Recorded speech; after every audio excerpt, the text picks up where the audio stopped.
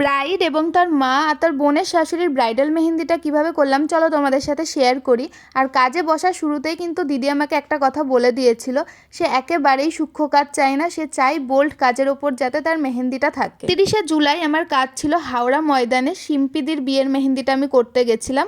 আর কাজে আমি বসে গেছি, আর তোমরা তো শুনেই নিলে যে দিদির কীরকম পছন্দ, সে সূক্ষ্ম কাজ চায় না, একটু মোটা মোটা ভরাট কাজ চাই যাতে তার মেহেন্দিটা অনেক দিন স্টে করে হাতে। আর এদিকে এখন আমি কাজেও বসে গেছি, তো তোমরা দেখতেই পাচ্ছ যে দিদির কথা মতোই আমি কাজটা করছিলাম, মানে বোল্ড কাজের ওপর রেখেছিলাম।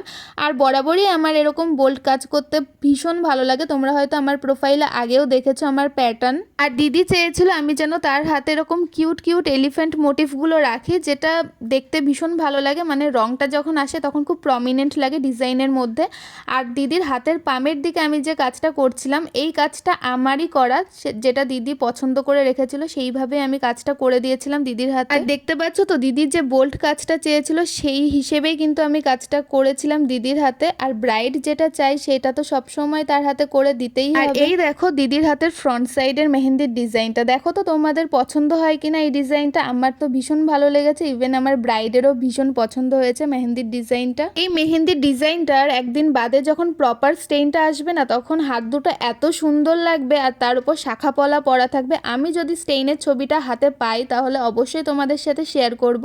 এই হচ্ছে দিদির হাতের ব্যাক হ্যান্ডের ডিজাইন। দিদি ওপরে চেয়েছিল বোল্ড লোটাস, তো আমি করে দিয়েছি। একটা হাতে দিদি লিখেছিল দাদার নাম, আর একটা হাতে তাদের বিয়ের ডেটটা লিখেছিল।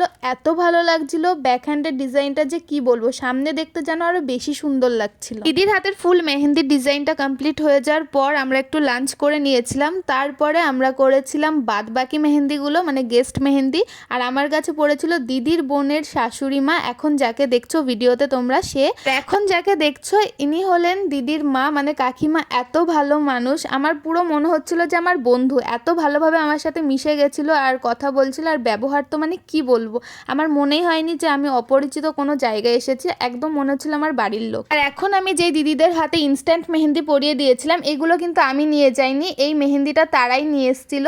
আর এটা দিয়েই আমি কাজ করেছিলাম, কারণ তাদের ছোট ছোট বেবি আছে, বেশিক্ষণ যেহেতু হাতে মেহেন্দিটা রাখতে পারবে না, এই জন্য তারা চেয়েছিল ইনস্ট্যান্ট মেহেন্দি দিয়েই যাতে আমি কাজটা করে দিই, তো করেও দিয়েছিলাম। আর এই হলো আজকের আমার পুরো দিন। তোমাদের কেমন লাগলো জানিও, তো দেখা হবে অন্য কোনো দিন।